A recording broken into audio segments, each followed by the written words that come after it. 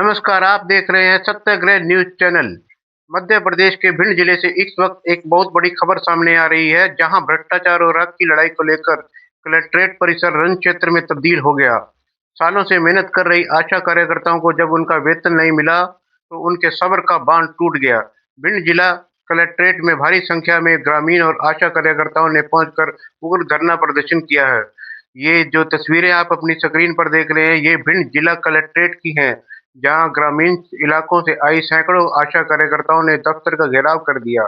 आरोप है कि नेताओं और अधिकारियों की मिलीभगत से एक बड़े पैमाने पर भ्रष्टाचार किया जा रहा है, जिसकी बदौलत इन गरीब कार्यकर्ताओं का महीनों का वेतन रोक कर रखा गया है।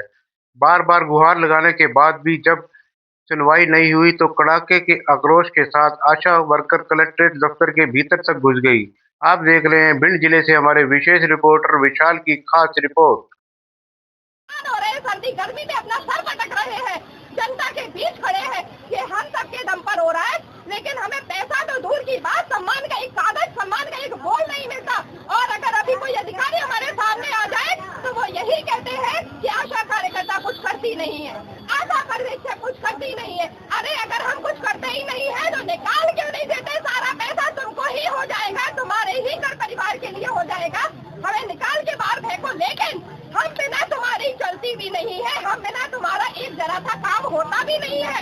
छोटे छोटे काम के लिए, जमीनी स्तर की सेवाओं के लिए आशा कार्यकर्ता याद आती है। शिक्षा विभाग की सर्वे हो, स्वास्थ्य विभाग की सर्वे हो, पंचायत विभाग की सर्वे हो, आशा कार्यकर्ता याद आती है। क्यों?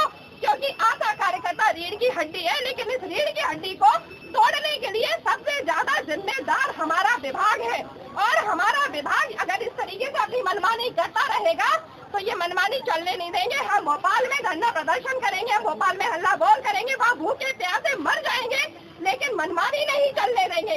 हम सब अभी आगामी विधानसभा में भोपाल में जाकर के घेराव करेंगे, प्रदर्शन करेंगे। वही नेता, वही मंत्री जिम्मेदार। अभी तो हमारे जिले खुल चुके हैं, बच्चों के एडमिशन कराने हैं, और यह 4-4 महीने की तनख्वाह रुकी हुई है। अधिकारियों के पास जाओ तो अधिकारी कहते हैं पूरा पैसा दे दिया, एक भी पैसा बकाया नहीं है।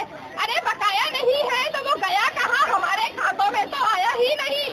6,000 रुपए जो प्रति माह आशा बहनों को दिया जाता है, यदि वो नियमित दिया जा रहा होता तो 4 महीने बाद 24,000 रुपया तो होता, लेकिन आज बरसों बीत जाने के बाद भी 24,000 रुपए आशा के पास नहीं होते। इसका मतलब क्या हुआ? इसका मतलब ये हुआ कि सबसे सस्ता आशा का पैसा है। मासिक वृद्धि लागू करो, मासिक वृद्धि लागू करो, अनुचित कटौती बंद करो, घोषित कटौती बंद करो, मनमर्जी से कटौती बंद करो, आशा के पैसे का हिसाब दो, हमारी मेहनत की कमाई का हिसाब दो। अरे बेईमान जवाब दो, अरे भ्रष्टाचारियों जवाब दो, आशा के बजट का हिसाब दो,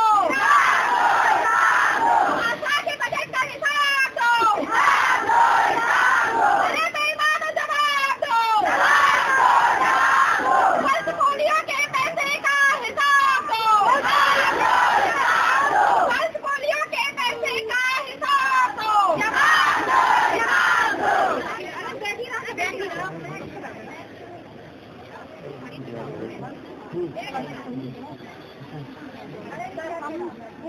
अपने आशा और सर्वेक्षण हम लोग जो काम करते हैं उसके बदले में इंसेंटिव दिया जाता है, मगर वो इंसेंटिव महीनों नहीं आता।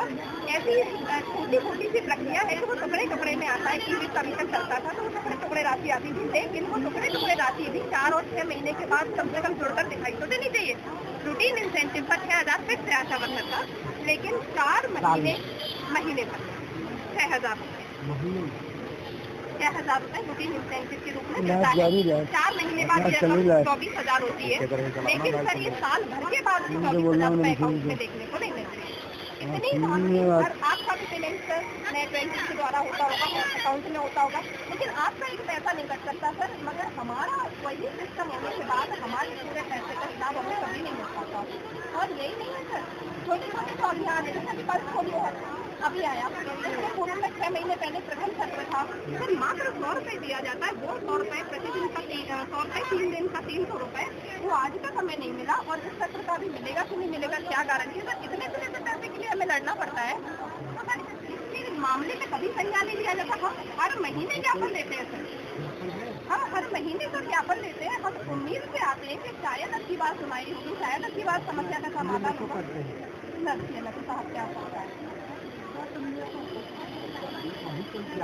जी, बिल्कुल ज्ञापन है क्या? हमारा ज्ञापन दोनों तरह की समस्याओं के साथ में है। राज्य स्तर की भी हमारी मांगे हैं और हमारी जिला स्तर की भी ये मांगे हैं। राज्य स्तर पर हम ये चाहते हैं कि जो 29 जुलाई को घोषणा के बाद में सरकारी कार्यालय से नोटिस जारी की गई थी, उस नोटिस पर काम किया जाए। और हमारे जिले से भी पत्रकारों के उस नोटिस का क्या हुआ, अपने जिले से भी तो पूछा जाए। क्योंकि आशा कार्यकर्ताओं के जिले में हमारी आशाएं भिंड से भोपाल गई थी, उनके लिए जो आपने घोषणाएं करी सरकारी कागज का वो गायब कहाँ होगा। ये बार बार प्रदर्शन करने आते हैं, बार बार ज्ञापन करते हैं, हमें इनका क्या जवाब है?